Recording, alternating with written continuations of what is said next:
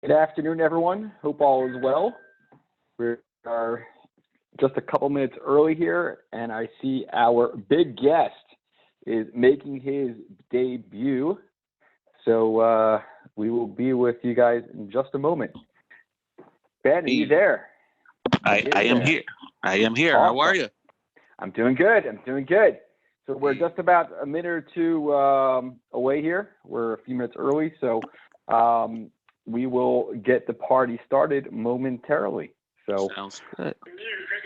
I think what we're going to do today is we're going to try something different, because most of these webinars we typically mute everyone, but I think today you're going to want to get maybe some feedback from the audience. So we're going to unmute everyone today. So I like that. Yeah.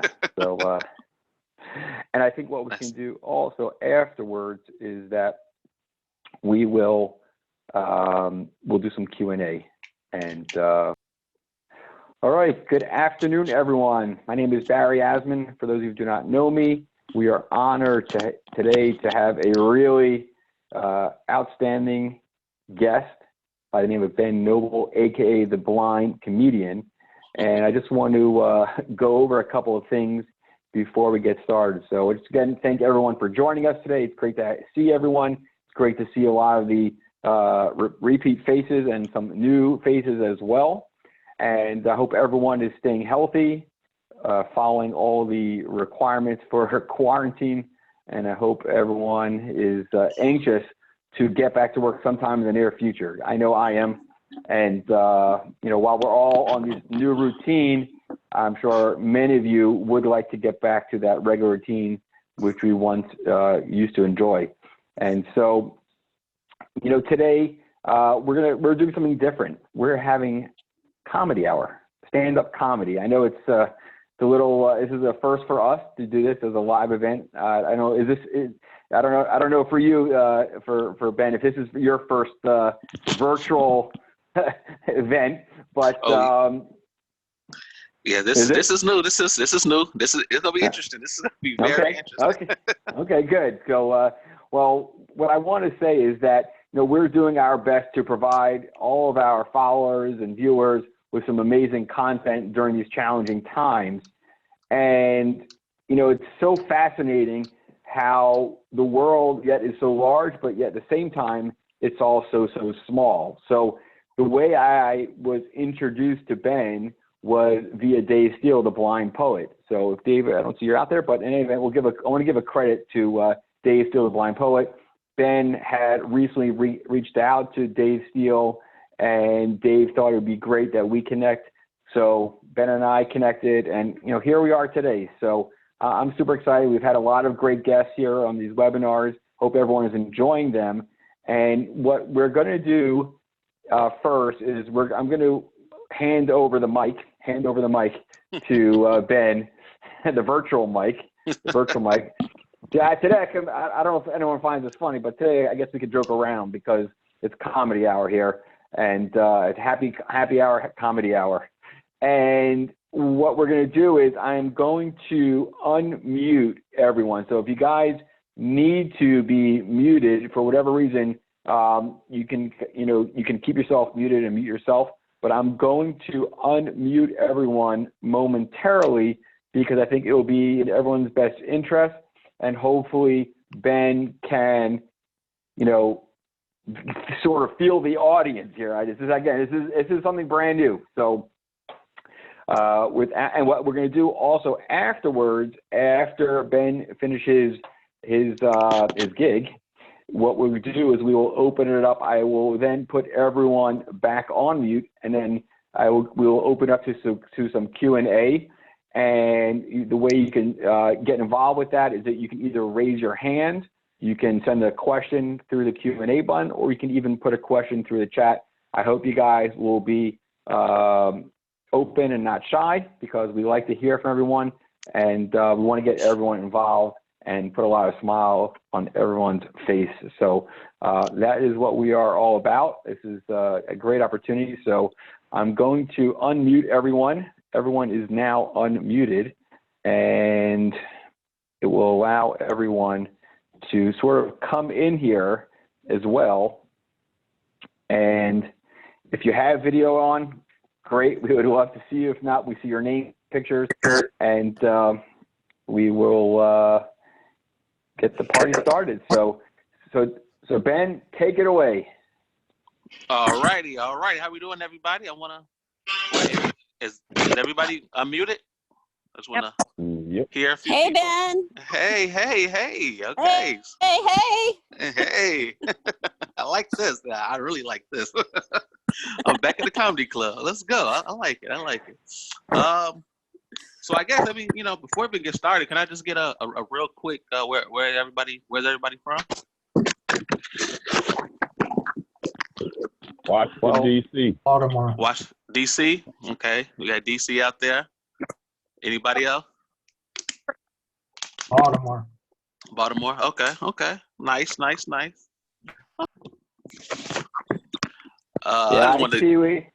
I know you're in Chicago, but I am in New York on Long Island. Okay. Nice. So, okay, this is mostly East Coast in the building. Okay, I'll take it. I say in the building, in the Zoom. Okay, so, man, it's so interesting. So I'm gonna start off with this. That me and my girl, we've been arguing a lot recently. So I'm in a long distance relationship. Has anybody ever been in a long distance relationship before? Oh boy. Yeah, it's tough. It's tough, man. It's really tough. Me and my girl arguing because my girl, she lives far away, like really, really far. She lives in the future, so I'm single if y'all ain't get that joke. Looking for somebody right now. Right, exactly. Through Zoom. So I guess I am legally blind, right? Visually impaired. So society doesn't know about, visual impairment. When people hear the word blind, they automatically think no vision at all. And, I have some vision, like I'm blind enough where I can't drive anymore, but I got enough vision where I don't have to play the harmonica. Like I'm almost there, almost. There's things, that I have to learn. I haven't been visually impaired my whole life. This is something new. Well, not new, but it's been about 10 or so years. So I have to relearn a lot of things. One of the main things I have to relearn is handshakes. Like I'm known for messing up handshakes. I do that. I miss a lot of handshakes and grab a lot of titties on accident. I apologize. I apologize. I did not mean to do that. It just slipped us. Yeah, it just slipped. It was an accident, man. I didn't know. You didn't mean to do it or didn't mean to say it? Both. He meant to do it. He didn't mean to say it. Oh man. I make a lot of blind, clumsy mistakes. That's what I'm known for doing that as well. Like the other day, not too long ago, I dropped my phone a whole flight of stairs. Thankfully, nothing happened to my phone because it was still in my pocket the whole time. I didn't crack the screen, but I definitely cracked a couple of bones falling down them stairs. I know it. Dude, that's a little too often. I gotta stop doing that one. So, when I tell people that I'm, visually impaired, they don't really know what that means. So I kind of have to describe to people about my vision. So I guess the best way to describe it is my right eye is very foggy, very glossy. Everything's blurry. You ever see those shows like Cops and First 48? You know how they blur out the snitches' faces? Yeah. Everybody snitches to me. That's how it looks like. Everybody. My left eye is 80% completely blind, but my left peripheral is still 20/20 vision. Wow. So I still look at ladies at my left peripheral. Like, that girl is amazing. Not you right there, her on the left side. That's how.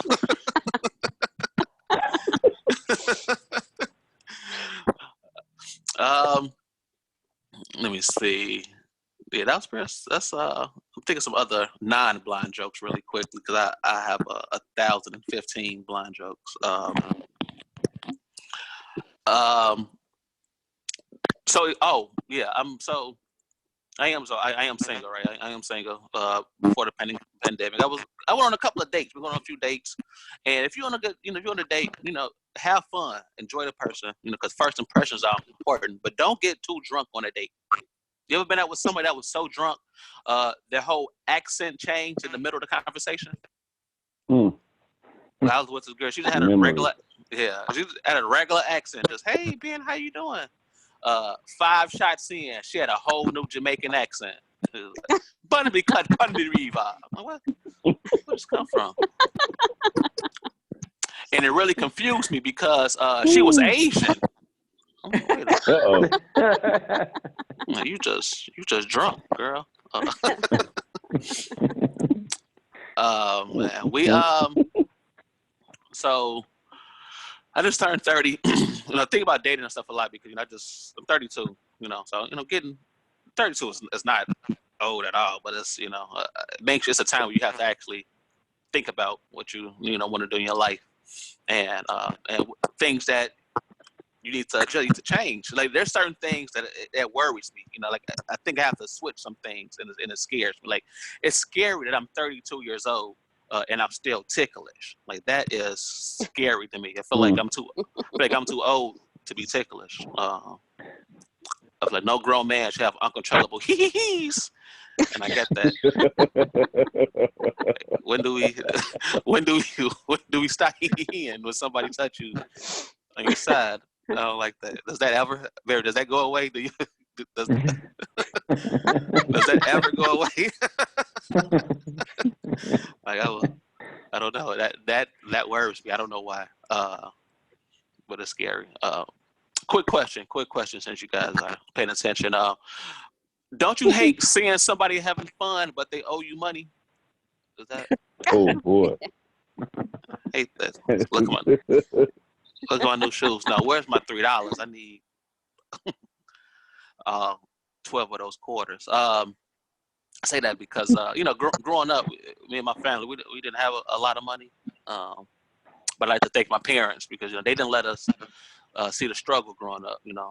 I thought me and my family had money based off the cereal we had. Like me and my family, we had name brand cereal. We had Frosted Flakes, Honey Nut Cheerios. All my other friends had sugary corn flakes, wheat rounds with honey on them. That's actually what it said on the box: wheat rounds with honey on them. NEM, NEM, right across the top. But I didn't know my mother. My mother tricked us. Back in '91, she bought one box of Frosted Flakes. She just kept refilling them with the sugary corn flakes. So all this time, I thought I was eating Captain Crunch. I've been eating these Lieutenant Larry's. Let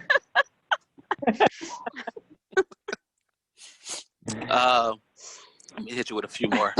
All right. Okay. Yeah. So, I do miss being a kid. I miss being a kid. I really do. Like one thing I missed was superheroes. I miss cartoons. I love cartoons. Saturday morning cartoons. My favorite cartoon character was Batman. I love Batman, Bruce Wayne. But Bruce Wayne was a beast, still a beast. Amazing. I still watch cartoons and stuff. But I always wonder how different the story would have been if Batman was black. How different would have been if Bruce Wayne was black. Bruce Wayne saving the city, but he got on Jordans. That's not. Wait a minute. He got a Gucci utility belt on. That's not. Every time he in a Batmobile, he keep trying to stop the Joker, but he keep getting pulled over by the police. I'm like, wait a minute, sir. Hey, Bat lives matters, man. Bat lives matters.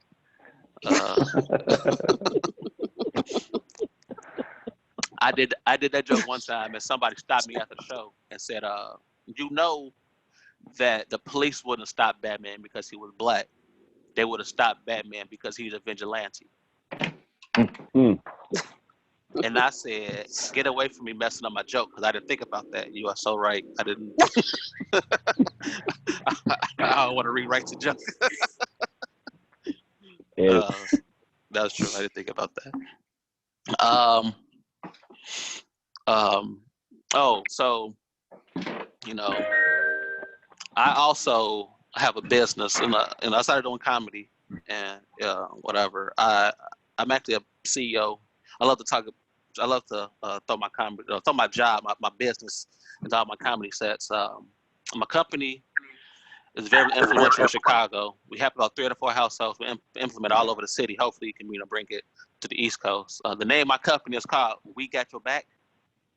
And basically what we do is we sell remote control back, like the back of your remote control. Yeah. Like that's what we sell. Like I already know 3 or 4 people in the Zoom right now taking the back to that remote control right now. Yep. You got duct tape or something on your Comcast? Just call me and know that, hey, we got your back. Hey, guys, that's my time. Yeah, that's being noble. Thank you guys so much. I'm glad you guys enjoyed the comedy. Applaud. Yeah. Thank you so much.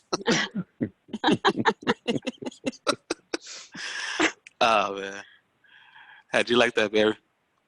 That was great. We got Diane laughing. That's not an easy thing to do. Oh really? Oh no. Hey. Together. Actually, No. Gerald's laugh was making me laugh even more. I think both of you guys had me. Well, we might have to go on tour there. I think you guys to sit right in the front row. Oh man, that was fun. Yeah, you guys laugh. So I was wondering, like, you know, if you guys weren't laughing, how different it would have been, because comedians, we feed off energy. Mm-hmm. And yep. That was good. That was good. It would have been quite. I think it would have been quite difficult, where it would be like nothing. No sound back. You're like talking to the wall almost, like when you're practicing, right? Exactly. Mm-hmm. Like I laugh on stage, which I gotta. Some people like it, some people don't. I just like to have fun on stage. But if you guys were laughing, I'll just be sitting up here laughing to myself, looking crazy. Oh no, sounding crazy. So you're in Chicago, and guys, I want to open this up, and anyone feel free to add their own humor to this as well.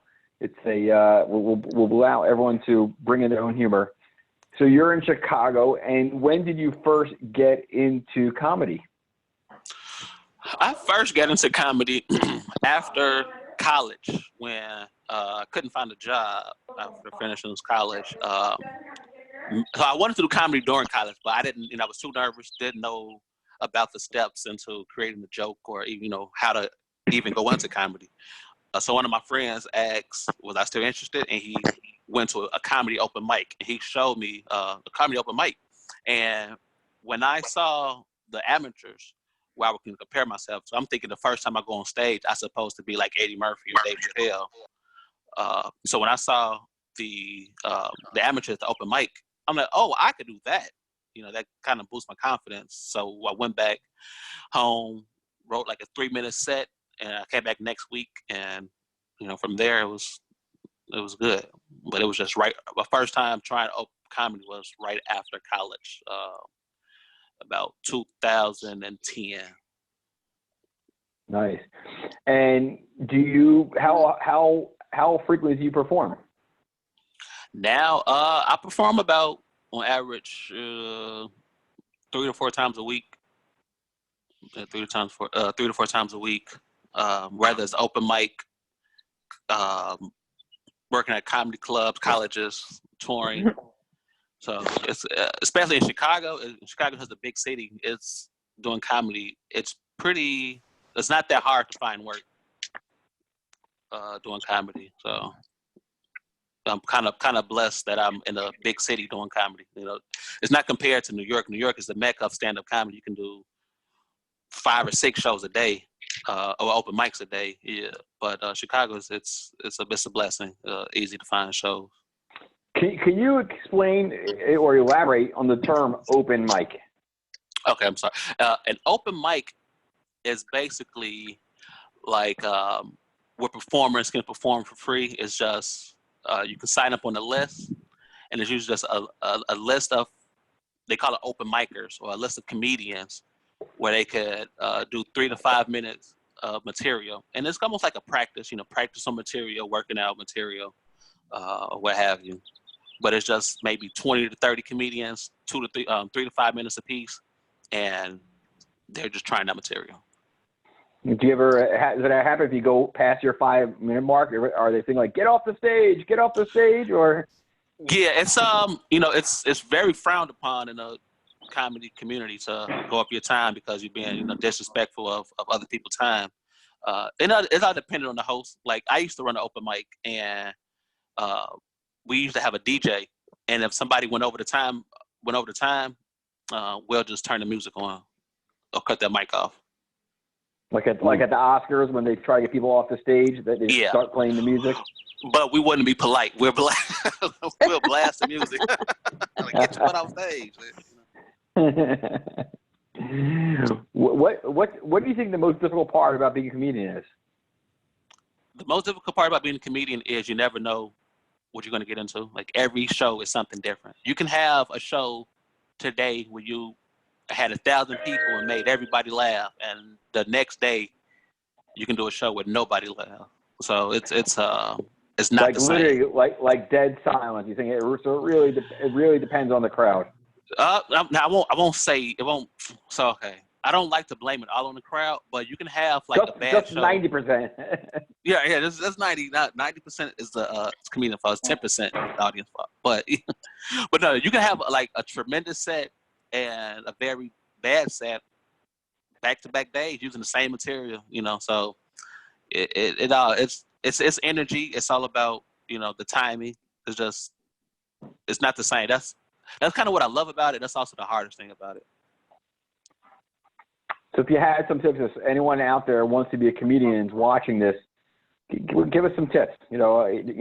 Everyone is a lot of people are working from home, looking for some new work. Maybe comedy is someone always dreamed of being a comedian.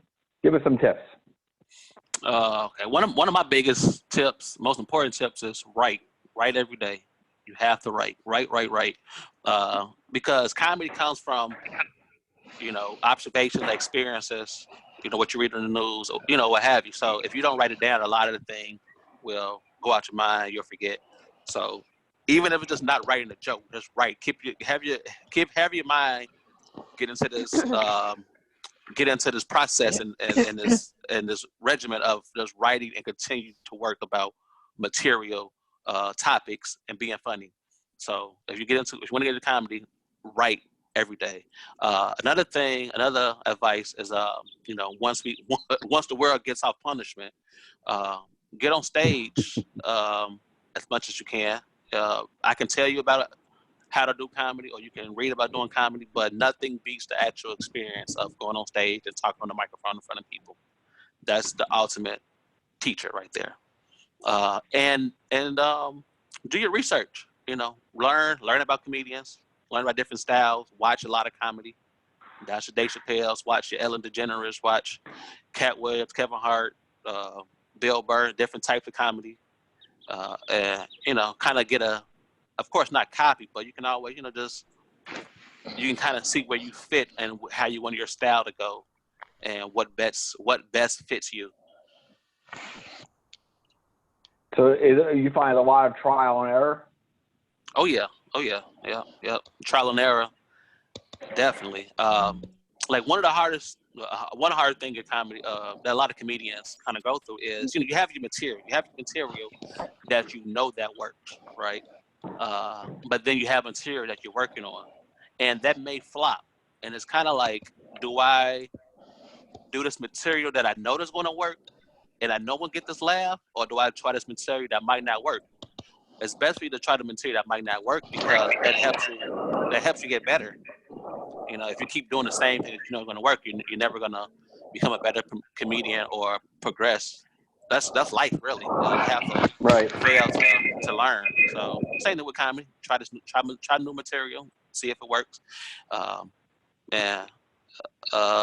You know, you never know. You might think a joke that wasn't good end up being one of the funniest jokes that you have, but you never know unless you actually try it.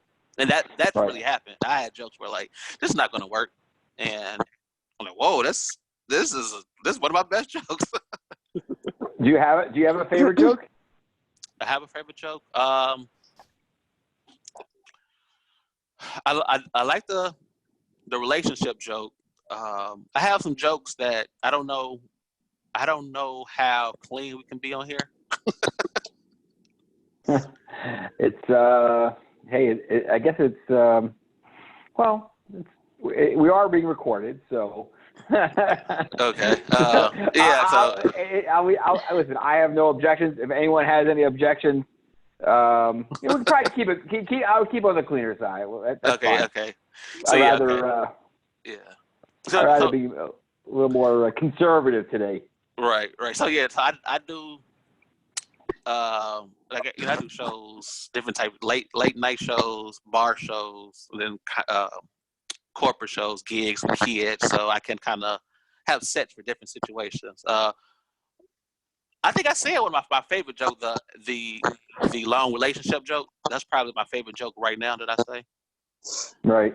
I like that joke the most because before I get to the punchline, I ask the crowd, where you guys from, or what's if you guys been in a relationship, long distance relationship, how far, and I get to mingle with the crowd and joke off that, and it's kind of interesting seeing how far people have had their relationships. Right, but not as far as yours. Right, no. Ben, I have a multi-layer question for you. Okay. Okay, so the first part of the question is, when you walk up on stage, do you use a cane? The second part of the question is, do you tell the blind jokes to a sighted audience? And third, do the sighted people ever get offended by the blind jokes? Okay. So the first question, yes, I do carry a cane on stage. Diane, look what happened. You triggered the cops already. Hey, it's Baltimore. What can I say? So I do. That's so funny. I do carry a cane on stage, which is something new that I've been doing. I just started carrying a cane on stage maybe a year or so ago. So what I would do, I take the cane on stage, and I would take the the part. I wrap it around the mic stand, and it'll hang off the mic stand like a kickstand on a bike. Okay. So I do that. It kind of shows the crowd, without having to explain. Before I took the cane on stage, I would have to. So I got just to answer your second question too. That I will have to explain being visually impaired to the crowd, because I do. I make sure to say my blind joke to a sighted crowd. But I noticed, like, if I didn't say a joke, or when I started my blind joke with a sighted crowd, I get different reactions. I'll get they don't believe me, like, is he joking? Or I get like sympathy. Yeah. So that was kind of a hard thing to figure out, how to finagle, how to get these jokes without getting sympathy laughs, to see, like, am I really funny, or are they laughing because they're feeling a certain way? Or I get jokes, or I get stuff like, he's not in after show. Are you really blind? Or that was funny. You're not blind for real. So I know, like, taking because a lot of the times when comedians go up there, you come off with a very believable story, right? And I can see that why people would ask that. Mm-hmm. Mm-hmm. Right. And yeah, I understand it too. So, like, a lot of times when I go on stage as well, I kind of get to the show early, so I could kind of not count, but figure out how I'm gonna get to the stage. Okay, there's 2 steps. I'm gonna go to the right side. Is mic stands in the middle. Sometimes I'll tell the host just to hand me the microphone. So when I'm actually going on stage, it doesn't look like I'm blind. I kind of know where I need to go. Right. Because you've done your homework. I did my homework, yeah. So that's definitely one thing I had to learn. But having the cane on stage kind of throws all that out the window. It's like, okay, I guess he is blind. He has a cane on stage. He has a cane, so I don't have to really worry about that. And I think I forgot your third question. The third question was, I asked if the sighted people get offended by the blind jokes. Like, do they think you're making fun of blind people? Oh, as opposed to having fun with blind people. I think that rarely happened. But I think I did get somebody that was a little offended. But I think that that was a while ago, and I think that was before. That was somebody that thought that I was playing, thought that I wasn't really blind, so they got kind of offended. And I'm like, no, I'm visually impaired for real. So it wasn't. Okay. So majority of the time, no, they don't get offended. It's my battle is just more the sympathy laugh. Like I don't want the sympathy. I want the laugh for real. Well, I want to let you know you stole my booby joke because I just said that last night at our support group. Really? That's right. That's right. I held myself back from saying that. I'm glad you had it, Diane. Oh man, I heard it. I heard it yesterday. I was saying this. Oh man, I love that joke. You got it, Diane. Diane, that reminds me of when we were producing those low vision You Ambassador T-shirts, and I was explaining to you what the T-shirt was like. And I said, it says low vision You Ambassador. It's in regular font and it's in Braille. And I said it's about midway to across the chest. And Diane wanted to know if the Braille was tactile. I said no, it was not tactile.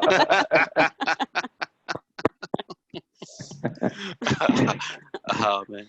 Oh, you guys just made me think of something. I do remember. I just thought about my favorite joke. So this is like my first joke that I knew that worked every time. It's just, I still say it to this day. A messed up thing about it is somebody stole the joke and like made it like a meme, and it kind of went viral. But I have video of me saying this joke like 8 years ago. So, but the joke is, wait, how do I start it? They're coming back for you. They want to hear the joke too.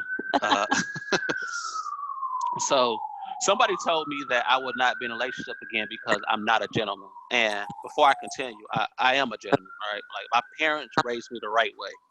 It's just sometimes I say things out of my mouth before I think about what I just said.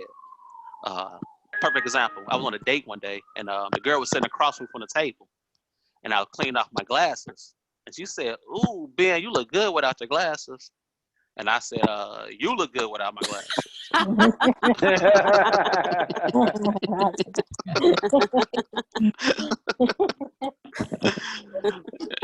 Better with the blurrier face. But yeah, I love that joke. And I do sell shirts after my shows that says, "You look good without my glasses." Oh, that's funny. You look good without my glasses.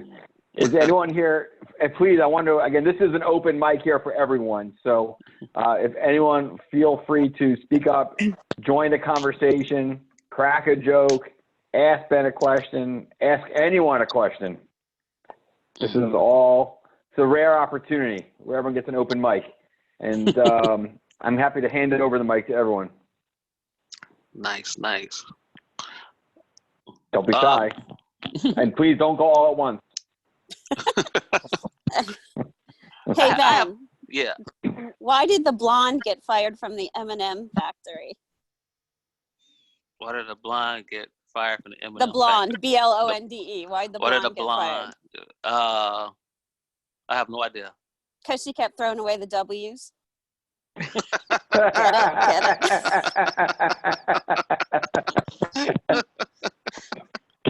Okay. I have a true story. I'm not going to say this person's name, but everyone remember when the U.S. Mint changed over the quarters, where they started putting all the different states on the back of the quarters. Does everyone remember that? Yeah. When that was happening? So, Yeah. again, I'm not going to say this person's name because I don't want to embarrass them, but they kept on saying to my wife, I don't understand. I'm making these purchases and I'm getting back change, and they're all getting back Canadian currency. I don't know what is going on, so I keep on throwing them out.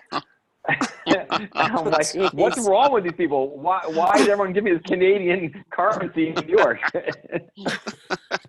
True story, guys.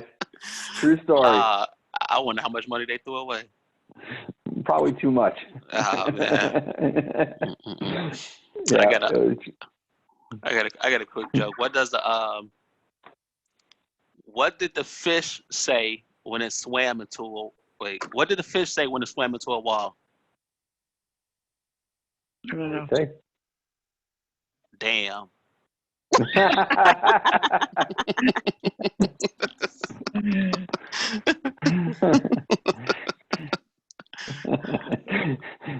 That's pretty funny.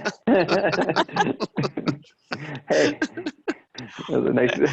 Hey, I love those jokes, but I won't ever say these on stage. But I crack up at these jokes. So when was your last gig besides today? March 7th. I don't know why I know that date, but yeah, March 7th was my last gig. In Chicago? In Chicago at the Laugh Factory. Saturday. Sold out crowds. Laugh Factory seats about 300 people. Oh. Yeah, so it's about three plus. I think I have that one. I actually have that set recorded on my phone. Yeah, so yeah, my last show was actually a good show, which is I'm glad. Packed out show, great set at the Laugh Ended Factory. up on a high note. Yeah, ended up on a high note. Exactly. How long do your sets typically go for? Typically I'm doing about 15 to 30 minutes right now. Yeah.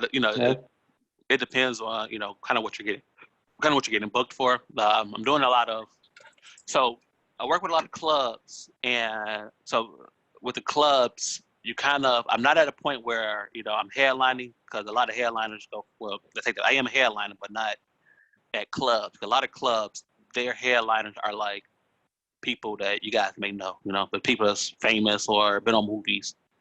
I'm kind of the middle act for these clubs.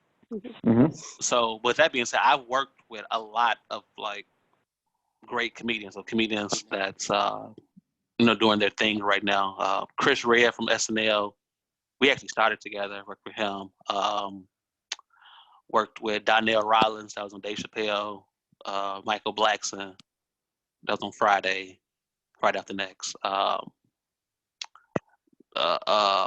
there's a lot of comedians.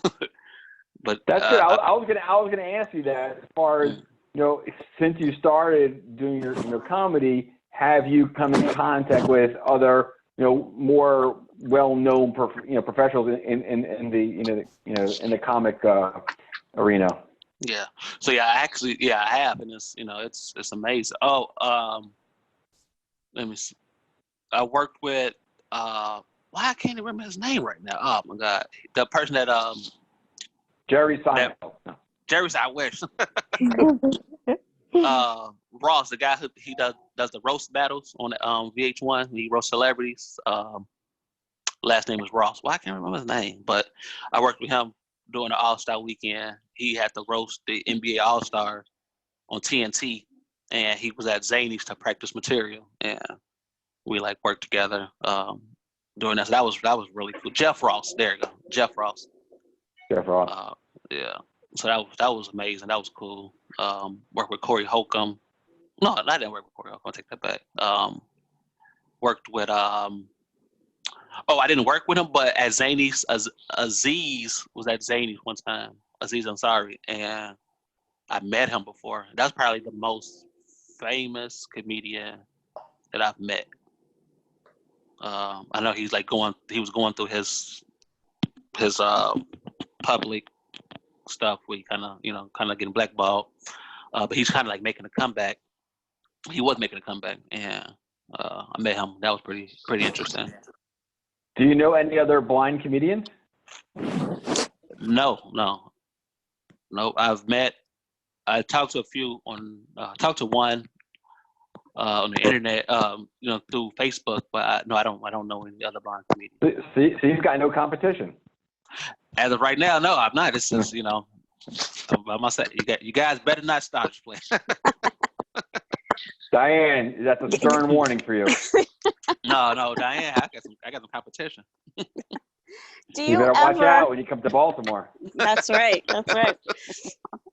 We'll have to have a mic off. I'll go up against you. I'm ready. We could do a dad joke competition. Oh, I'm ready for that one. Do you ever contact like ACB or NFB and ask them if you could perform at their conventions, stuff like that? No, I haven't. So that's something I'm looking into. I know within the past year or so, I've been talking about motivational speaking. I've been trying to get into motivational speaking, just trying to figure out a way I can lend my voice and those type of aspects. So I haven't reached out to them yet, but that's something in the future I'm definitely looking forward to. Do you do any impressionists as far as voice impersonating? I am terrible at impression. And I hate that because I love people that does impersonation and impressions, but yeah, I wish I could even. I don't even want to try it. I'm terrible. Like, it's good to know your flaws. That's one of my flaws right there. Okay. You can start practicing. This is I don't even know what to start. I'm sure you can find a. Usually, probably the most popular ones are the president. That's probably the most popular. Oh yeah, or presidential candidates. See, I can't. I have huge hands. See, I suck. I don't know. Yeah, I don't know. Yeah. I quit on that one. I can't. Like in my mind, I felt like I think I sound like something, but I know I sound nothing like it. Even I try my best. Like so you're hearing things when you talk. You're hearing one way and it's coming out the other way. Yeah, I hear what I want to hear. I've heard that my whole life. But I think your voice sounds a lot like Snoop Dogg. You could probably do Snoop Dogg. Sizzle drizzle. Off the hizzle. It's SNOOP. Yeah, drop it like it's hot. Drop it like it's hot. Everybody else is probably like, what are they talking about? Yeah, what? This is not what we signed up for. Wait, can you guys do impressions? That's a good question. I used to have a British voice. You used to. I never heard of a Baltimore British combination. It went down at Fort McHenry and it stayed there. So no, I am not a comedian, but I enjoy a good laugh. So I think it's really important. You know, laughter is really important. I think always having a smile on our face is really key. And I encourage everyone to try and crack a joke and create laughter as frequently as possible. I think it's great for our day to day. Yeah, but like laughter is medicine, like for real. So I said I started comedy first time on stage was 2010, but that's also around the time where I was going through my vision loss. So it was amazing that comedy was actually like my therapy in going through the vision loss. I kind of used the stage as not only a place where I could, talk about what I'm going through and, just kind of being a therapeutic place, but also the laughs. You know, during those times, I was going through some tough times. But when I get to the comedy club, it's just all laugh, all love, all fun, all jokes, and you know, laughter. During that time, it was just, you know, a stress-free place where I can go and, you know, not think about the things that's bothering me at the moment. So, you know, laughter helps. And you won't believe how many times after shows somebody had walked up and told me, you know, I haven't laughed so much because this happened. This one lady actually told me, my sister just has cancer. Just found out a few weeks ago, and this was the first time I seen her laugh in those weeks. And you know, she wanted to thank me. She thanked me right then and there, and that was like the reason. You know, I love doing comedy for stories like that. That was amazing. You know, so laughter helps so much. Laughter is important. I used to have a major issue back in the day where my best friend growing up, we would be in class together, and all I have to do is just turn over to my right. He'd be sitting on my right, and I would just lose it.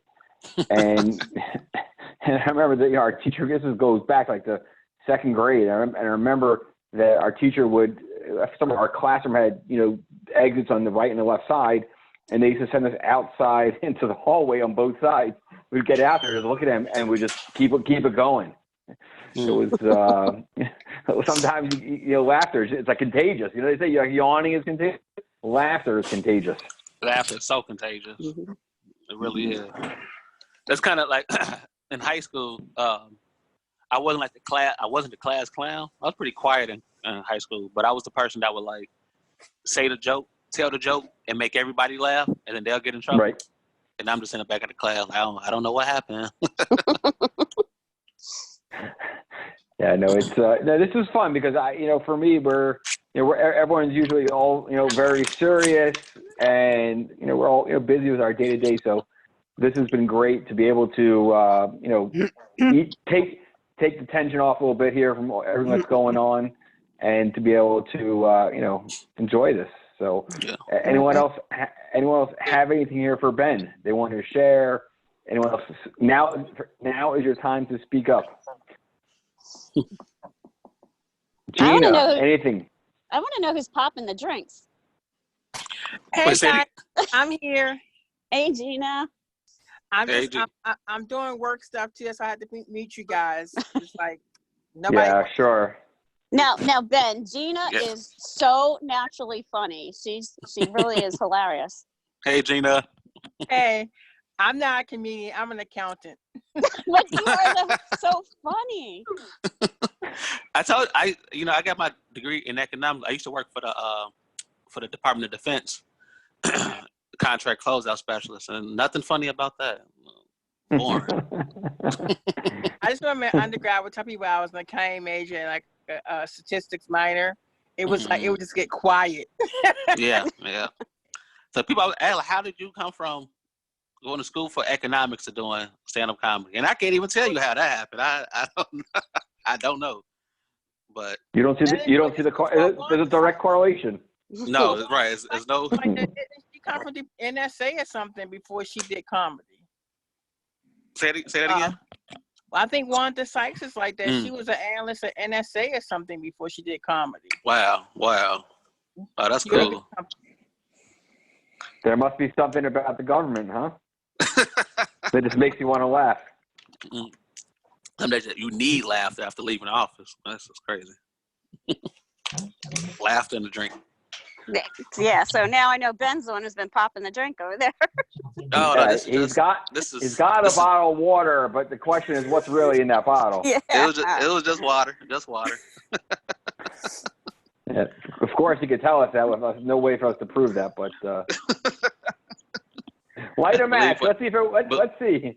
Believe what I say. I'm gonna text you after the show. After this, like, yeah, it wasn't water in there. Oh, man. Gina, you know, your picture on your profile is smoking. Who created that for you? Oh, it's a Bitmoji, and it's me with a burnt trash. I know what it is. I thought the fire truck was coming up, put the fire by you before. Yeah, because we also use Zoom for work, so that's why it's my one protest. No. Gina, you must be the one state employee that's still using Zoom, because every state employee that I speak with says, "Oh no, we can't use Zoom. We can't use Zoom. We can't use Zoom." I think we're back to GoToMeetings, and I know we have 2 calls tomorrow, and both of them are back to GoToMeeting. So I think that there's some sort of security risk or something with it. It sounds terrible because I'm a techie. I'm not sure what the issue was. I think that, but it sounds not secure. Yeah, I think there were some issues, but I'm pretty certain that they've tightened that up now. So, for anyone who's in China, listen to us. Hope all is well there. Wishing you guys a wonderful good morning to you guys.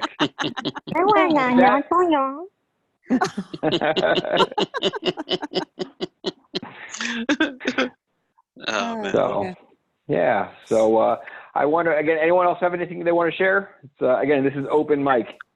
This is probably the first and the last time we're having open mic here. Oh, yes. Kelly Whitaker has raised her hand. Kelly, go ahead and talk. Maybe not. Maybe that was a mistake. What? That's funny because I think that's my sister. Is it?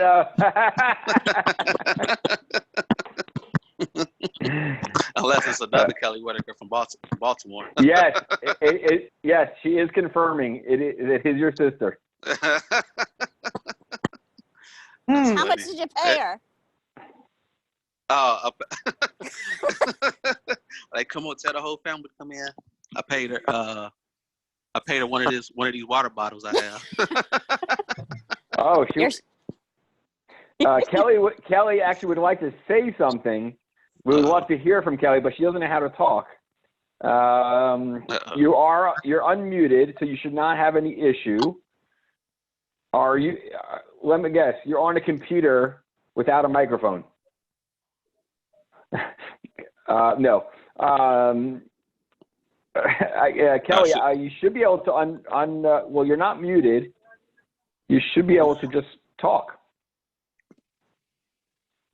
I'm not sure why, but I guys, also no pun intended. I did a family. We were having a family Zoom chat recently, and I sent out the Zoom links. And again, this person shall remain nameless, but I don't want to embarrass him. And everything was great. And they sending me a text, and they want to know why they want to know why their video is not showing up and why they're having trouble speaking. And I said that your computer doesn't have a camera and doesn't have a microphone. So that would be the first step. Oh yeah, okay, yeah. I guess those are important pieces for Zoom. Yeah, Kelly, I'm not sure why you can't speak. I mean, you should be able to talk. Yeah, are you? I don't know. How about now, Kelly? Can you talk now? I don't know. Are you muted on your end? She might be muted on. Can you mute yourself on? Kelly, you muted on your end? No, she's unmuted.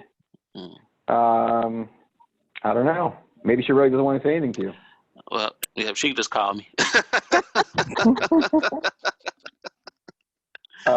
She's on the phone. You should, everyone here is unmuted, so there's really no reason why you shouldn't speak. I'll hit unmute again. Kelly, can you say something? Maybe not. Do you guys live near each other? About 15, 20 minutes away.